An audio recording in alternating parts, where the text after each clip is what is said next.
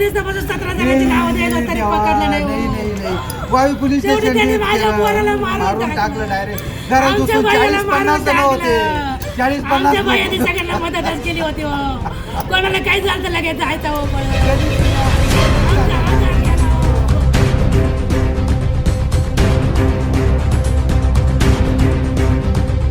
सिन्नर तालुक्यातील शहा येथे दडीपार गुंड भैया उर्फ प्रवीण गोरक्षनाथ कांदळकर याची राहत्या घरात शिरून कोयता कुऱ्हाड लोखंडी रॉडनं जबर मारहाण करत हत्या करण्यात आली.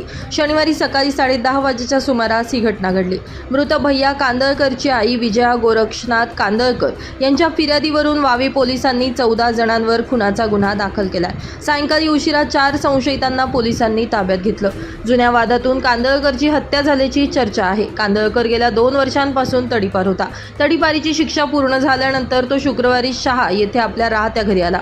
शनिवारी सकाळी 10:15 वाजेच्या सुमारास संशयित सौरभ गोराणे, दिनेश वालिबा गोराणे, शरद दिगंबर गोराणे, विजय दिगंबर गोराणे, सचिन गोरख बागल, राहुल गोरख बागल, अतुल अशोक गोराणे, आबा गोटीराम गोराणे, रवींद्र गोटीराम गोराणे, वैभव विलास गोराणे, दत्तू साप्ते, आगस्त गावकर, गणेश सोनवणे, सर्जेराव रघुनाथ गोनारे सर्व राहणार शहा तालुका सिन्नर असं जवळपास 17 ते 18 जण कांदळकरच्या घराजवळ आले. भैया कांदळकर आम्हाला धमकी देतो म्हणून अगोदर घर पेटवून देण्याची धमकी त्यांनी दिली.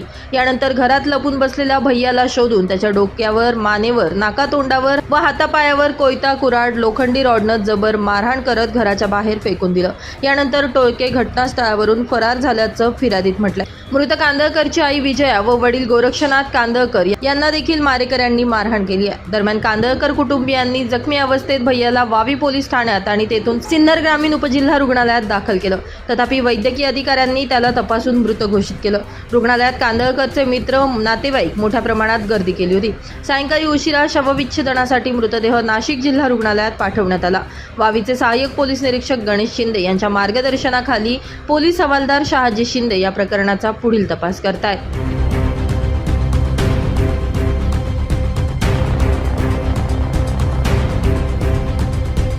ब्युरो रिपोर्ट, नाशिक माझा न्यूज, नाशिक.